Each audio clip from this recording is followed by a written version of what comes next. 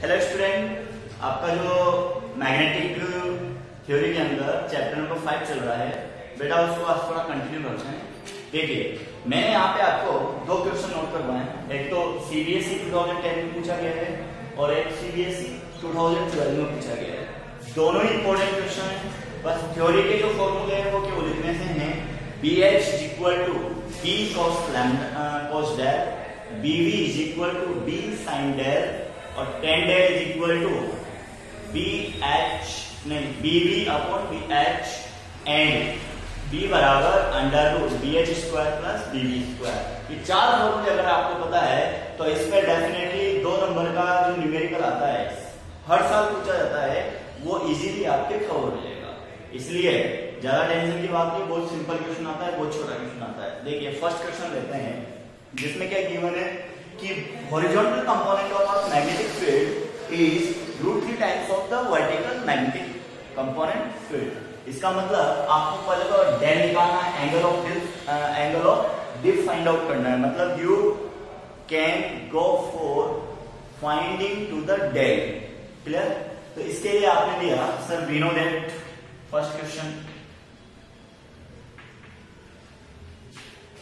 tan del is equal to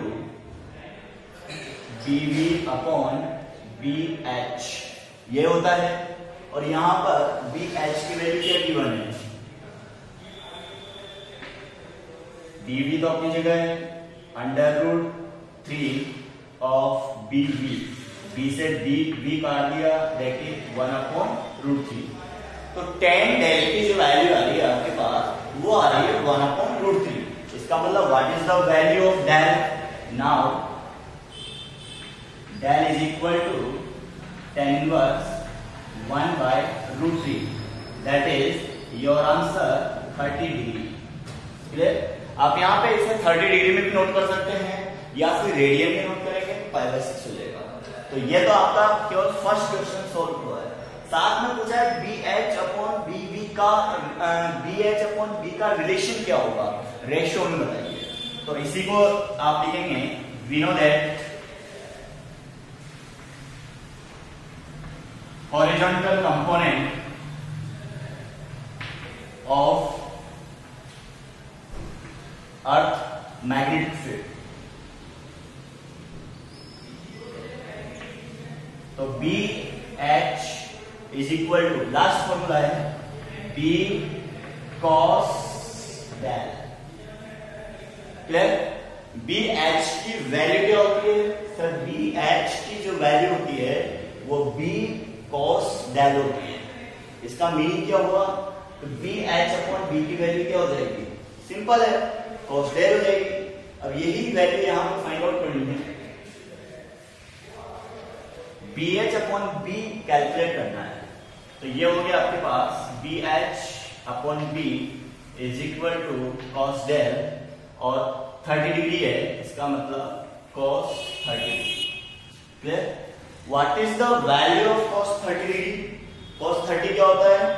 √3/2 होता है। ये हो गया √3/2।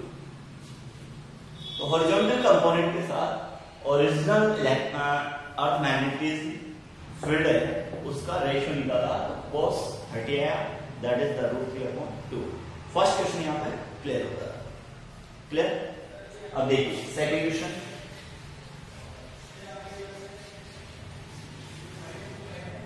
देखिए सेकेंड क्वेश्चन में क्या गिवन है? आपको दिया गया है कि जो हॉरिजॉन्टल कंपोनेंट है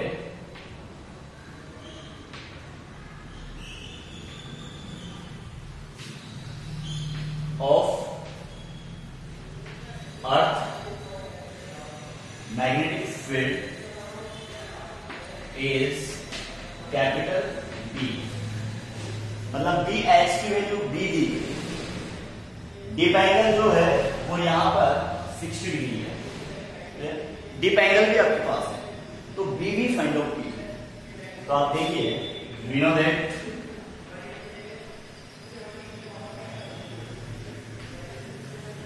tan del is equal to BV upon BH। Clear? तो what is the value of vertical component? आपको B बीबी फाइंड आउट करना था सर, ये हो गया tan del of BH। tan del, what is the angle of del? 60 degree. तो ये यहां पे हो जाएगा BB is equal to tan 60 and multiply with BH। BH की वैल्यू यहां पर क्या गिवन है? B गिवन है, clear? Okay, now BB is equal to √3 of, ये वर्टिकल कंपोनेंट यहां पर फिनिश हो, vertical component is √3 times of B, clear बेटा? तो ये दोनों न्यूमेरिकल आपको नोट करने हैं। जो कल का लेक्चर फिनिश हुआ है उसमें 2 न्यूमेरिकल थे, आज के लेक्चर स्टार्ट हुआ है तो उसमें भी 2 न्यूमेरिकल। तो आपके जो BH और BB का जो कॉन्सेप्ट है उस पर 4 न्यूमेरिकल आपके कंप्लीट हो गए, क्लियर? अब बेटा लास्ट जो चैप्टर नंबर 5 के जो लास्ट टर्म्स है उस टर्म्स को आज फिनिश करते हैं। केवल नंबर ऑफ 4 टर्म्स अवेलेबल है, उसके बाद आपने हेलो स्टूडेंट, आपके लिए बेटा कुछ इंपॉर्टेंट टर्म्स जो इस चैप्टर की बनती है उसको लिया जा रहा है। क्या लिखा हुआ है? Some important terms used in magnetism, clear? Chapter number 4 और चैप्टर नंबर 5 आपको क्या दे रहे हैं? इलेक्ट्रिसिटी तो आपका 1, 2, 3 चैप्टर में कंप्लीट हो चुका है। 4 और 5 चैप्टर कंप्लीटली मूविंग चार्ज में बेस्ड है, और आपको पता है जब कोई भी स्टैटिक चार्ज मूव ऑन होता है तो वो मैग्नेटिक फील्ड को प्रोड्यूस करता है। तो chapter number 4 and chapter number 5 आपको दे क्या है? मैग्नेटिक थ्योरी दे रहे हैं, क्लियर? और उस मैग्नेटिक थ्योरी की कुछ इंपॉर्टेंट टर्म्स होती है, 3 to 4 टर्म्स यहाँ पे आप लेंगे। तो पहले आप फर्स्ट और सेकेंड टर्म्स को देखिए, उसके बाद आपको मिलेगी third and fourth terms, clear? अब देखिए टर्म्स क्या है। सबसे पहले मैग्नेटिक परमिएबिलिटी, जिसे आपने म्यू से डिनोट किया, क्लियर? मैंने आपको प्रीवियस जो लेक्चर्स निकले हैं या प्रीवियस जो टॉपिक्स थे इलेक्ट्रिसिटी के, उसमें मैंने आपको एक टॉपिक दिया था इलेक्ट्रिक परमिटिविटी। क्या टॉपिक था बेटा? एक बार ध्यान से देखते हैं। इलेक्ट्रिक परमिटिविटी, इलेक्ट्रिक परमिटिविटी को आपने किसी न किसी एप्सिलॉन से रिप्रेजेंट किया था, क्लियर? और वैक्यूम के केस में बात करें तो वो एप्सिलॉन होगी, मीडियम के केस में बात करें तो वो एप्सिलॉन भी, और रिलेटिव के केस में बात करें तो वो इन दोनों का रेशियो होगा, clear?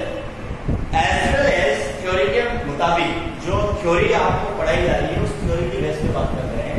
Magnetic permeability that is the mu, clear? तो अगर मैं मीडियम के केस में बात करूंगा तो ये मीडियम के केस में क्या हो जाएगा? म्यू रहेगा। वैक्यूम के केस में बात करूंगा तो म्यू नॉट रहेगा, और रिलेटिव के केस में बात करूंगा तो ये म्यू अपॉन म्यू नॉट, मतलब म्यू अपॉन म्यू नॉट हो जाएगा, क्लियर? अब वास्तव में म्यू को क्या कहते हैं?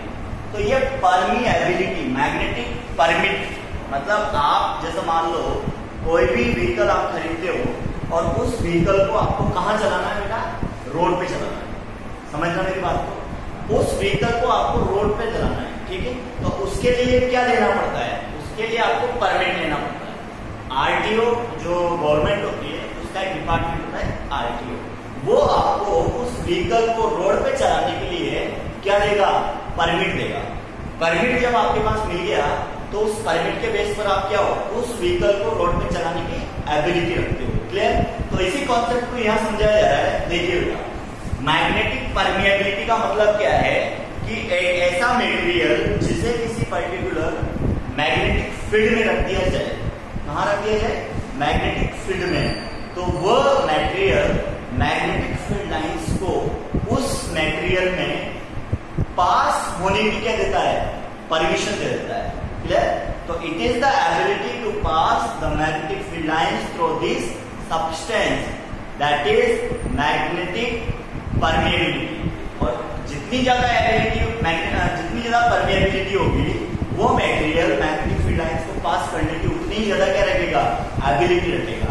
मीन्स अगर किसी पर्टिकुलर मटेरियल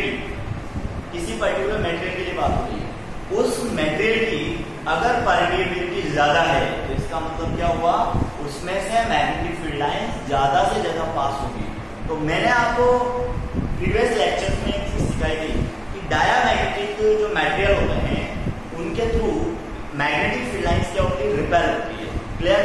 सेकेंड वर्ड था आपका पैरामैग्नेटिक जो अमाउंट है, पैरामैग्नेटिक जो सब्सटेंस है उनसे निकलने वाली जो मैग्नेटिक फील्ड लाइन्स होती है वो थोड़ी कम मात्रा की होती है, और जो फेरोमैग्नेटिक मटेरियल है उनसे निकलने वाली मैग्नेटिक फील्ड लाइन्स बहुत ज्यादा मात्रा की होती है। इसका मतलब क्या होगा, म्यू की जो वैल्यू होगी वो फेरोमैग्नेटिक मटेरियल्स के लिए ऑब्वियसली ज्यादा होगी। तो अगर ये बात है तो म्यू आर इक्वल होता है म्यू अपॉन म्यू नॉट, तो ऑब्वियसली म्यू आर भी उनका क्या होगा, ज्यादा होगा। क्लियर। तो यहाँ पर जो टॉपिक है वो मैग्नेटिक परमिबिलिटी है, तो इसको रिप्रेजेंट करते हैं mu. This is for medium, this is for medium. ये केवल मीडियम के केस में बात हो रही है, मीडियम के लिए लागू होता है। और ये एबिलिटी है, ध्यान से सुनना, ability to permit to pass magnetic field lines through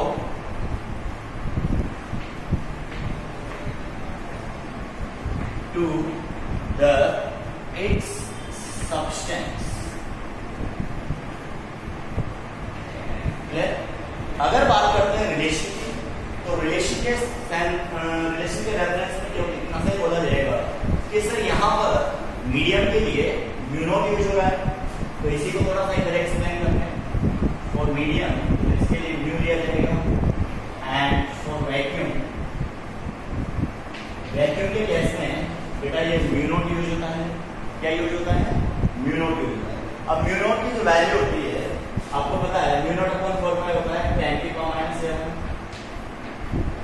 तो म्यू नॉट की वैल्यू होगी वो होगी 4.10⁻⁷ वेबर, जो इसकी यूनिट होती है होती weber upon ampere metre.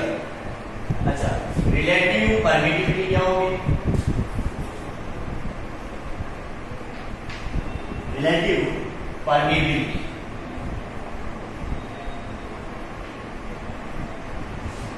Mu r की वैल्यू रहेगी म्यू अपॉन म्यू नॉट।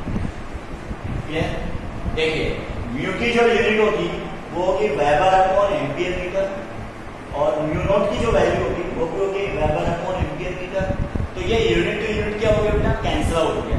अगर यूनिट टू यूनिट यहाँ पे कैंसिल आउट हो गया है तो जो म्यू आर मिलेगा वो म्यू आर एक तरह से क्या मिलेगा, कांस्टेंट मिलेगा। और कांस्टेंट कौन सा, unitless and dimensionless. Clear.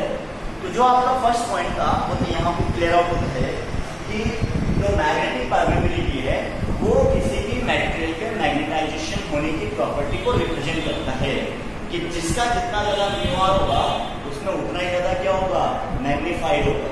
Clear. वहां पे आप एप्सिलॉन पढ़ते थे तो मैंने आपको ये दिखाया था कि permittivity is represented to the electrification of this substance. तो यहाँ पे क्या हो रहा है, magnification of this substance. Clear. First आपको पॉइंट यहाँ पे क्लियर होता है। और सेकंड लेते हैं, सेकंड जो थ्योरी लिखी हुई है, सेकंड टॉपिक है मैग्नेटिक इंटेंसिटीज। क्लियर।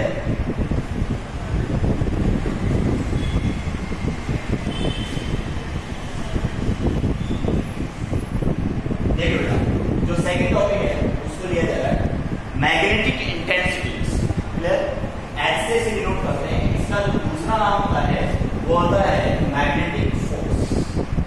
क्या होता है, magnetic force, sorry magnetizing force, magnetizing force.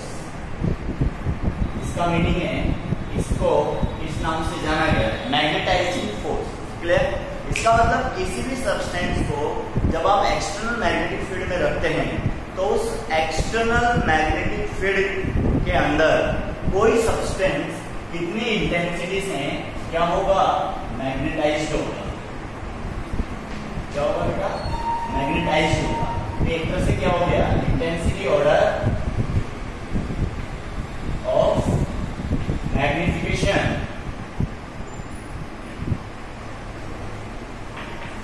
that is called as magnetic intensity. Where it is the order to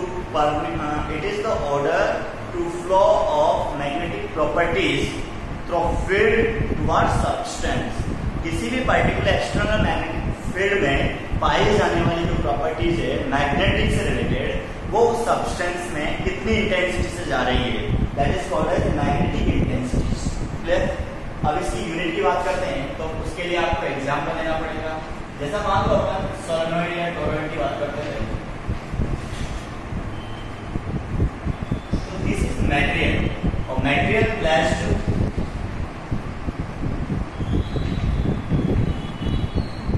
in magnetic field. तो वहां पर जो बी जनरेट होता था वो जनरेट होता Ni। क्लियर? अब जो ये वैल्यू है उसका रिलेशन यहाँ पर इंटेंसिटी से देखा जाएगा। तो इंटेंसिटी V बराबर होता है म्यू नॉट H। अगर वैक्यूम के केस में बात करते हैं, ये म्यू नॉट से म्यू नॉट कर गया है, H बराबर होता है Ni। मैंने आपको ये पहले कहीं थोड़ा बहुत डिस्कस किया होगा। H की वैल्यू होती है बेटा Ni। What is the unit? Sir इसकी यूनिट देख लो, यूनिट ऑफ H अगर अपन बात करें तो यूनिट ऑफ H होता है एम्पियर अपॉन मीटर। क्लियर? कैसे हुआ एम्पियर अपॉन मीटर? उसका एक रीजन मैंने लिखा है H बराबर Ni, तो आपने इसको ओपन कर दिया, सही है, N अपॉन L होता है और ये I होता है। नंबर ऑफ लूप जो कि नॉर्मल नंबर है, तो यहाँ क्या बचा? नंबर ऑफ लूप पर मिनट पर मीटर, तो नीचे आ गया मीटर और ये हो गया ampere. That is your unit ampere upon metre. अब देखो इसी के साथ एक और चीज लेते हैं।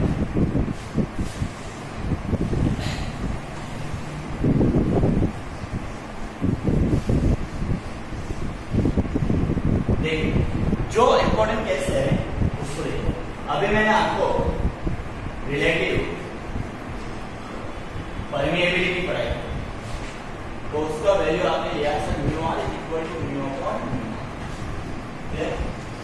अगर इस म्यू अपॉन म्यू नॉट में h से मल्टीप्लाई कर दें तो म्यू आर की वैल्यू हो गई mu h upon mu not h।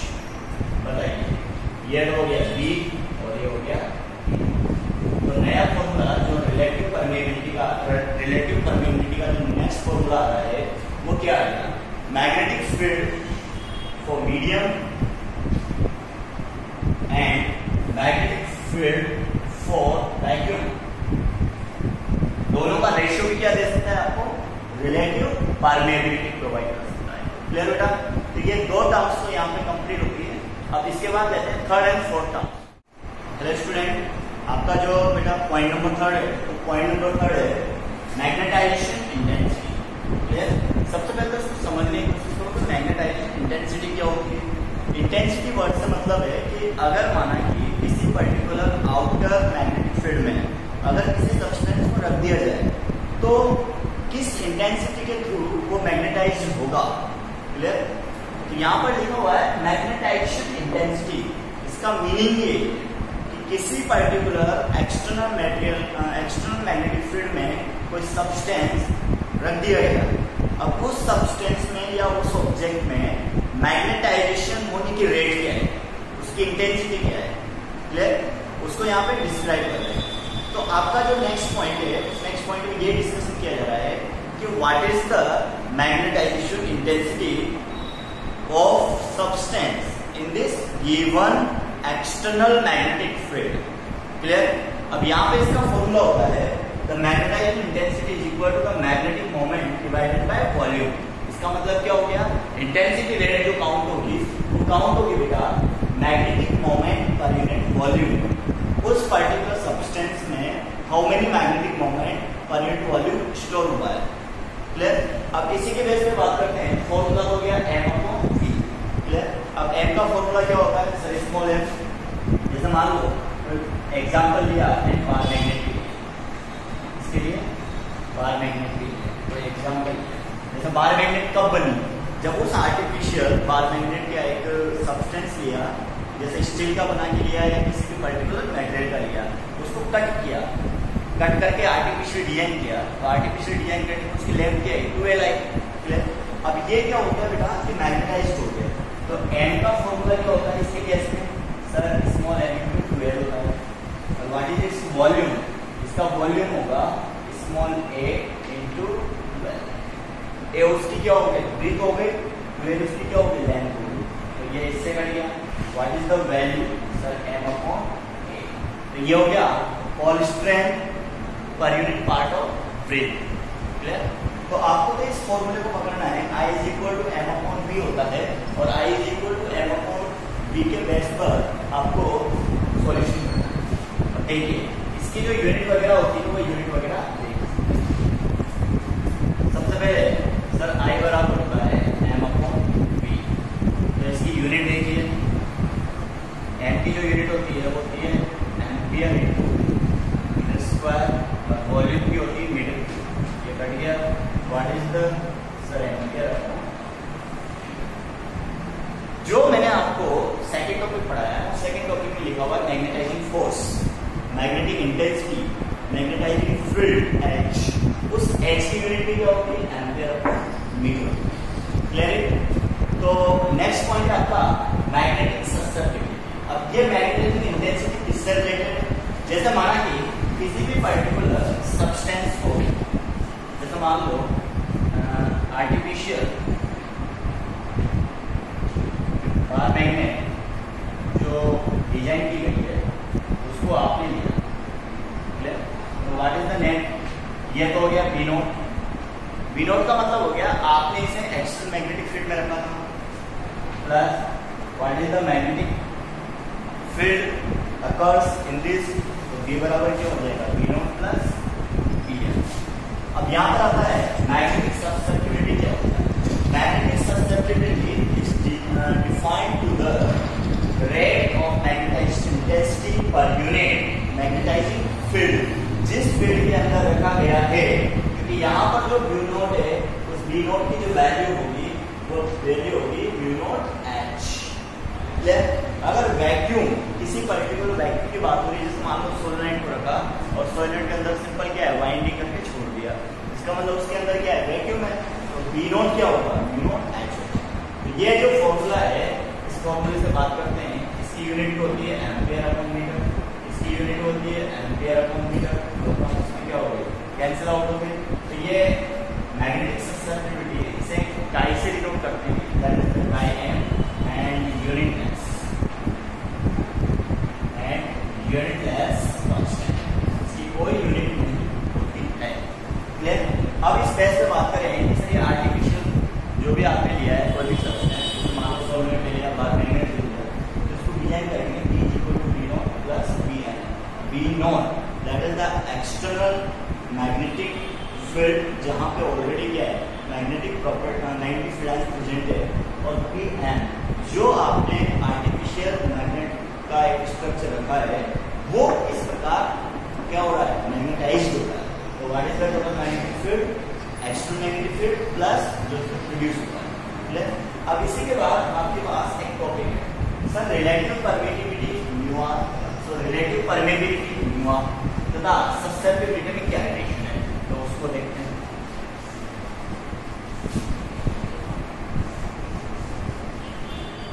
देखिए नेक्स्ट टॉपिक है आपका जो इंपॉर्टेंट है, relation between mu r and chi. आपको पता है, आप भी जानते हो, जब किसी पर्टिकुलर सब्सटेंस को एक्सटर्नल मैग्नेटिक फील्ड में रखा है तो टोटल मैग्नेटिक फील्ड वहां पे हो जाएगा V नॉट प्लस Bn। ये तो हो गया नेट रिजल्टेंट मैग्नेटिक फील्ड, ये हो गया एक्सटर्नल मैग्नेटिक फील्ड जिसके अंदर सब्सटेंस को पुट किया है, और ये हो गया जो उसमें प्रोड्यूस हुआ है, इंड्यूस हुआ है एक तरह से। अब इसका फॉर्मूला होता है B नॉट को आप रिप्लेस कर सकते हो म्यू नॉट एस, और इसको रिप्लेस कर सकते हो म्यू नॉट एस। यहाँ से म्यू नॉट एच कॉमन, तो ये हो गया 1 plus mu naught H mu naught I upon mu naught H. ये हो गया आपका B नॉट, और ये हो गया 1 plus I upon H. B upon B naught को रिप्रेजेंट करो, तो ये हो गया B अपॉन B नॉट 1 प्लस आई अपॉन एच, तो ये होगा म्यू म्यूआ 1 plus value of mu and value of chi m. It is depend on the type of magnetic material. There are three type of magnetic material are present. First diamagnetic, second paramagnetic और third ferromagnetic. इस साल जो CBSE ने release किया है syllabus उसमें classification of diamagnetic, paramagnetic और ferromagnetic को रिमूव कर दिया गया. क्लियर? तो ये जो मैग्नेटिक फील्ड के बेस पर जो मटेरियल को क्लासिफाइड किया है, ये बेटा टॉपिक आप कहीं कहीं केमिस्ट्री में पढ़ चुके होंगे, इसलिए फिजिक्स में इसको हटा दिया. क्लियर बेटा? ये आपका चैप्टर नंबर 5 यहाँ पे कंप्लीट होता है. अब केवल एनसीईआरटी या जो भी क्वेश्चन बचे हैं केवल वो बच रहे हैं, तो उसको भी अपन नेक्स्ट लेक्चर में लेंगे. ओके बेटा.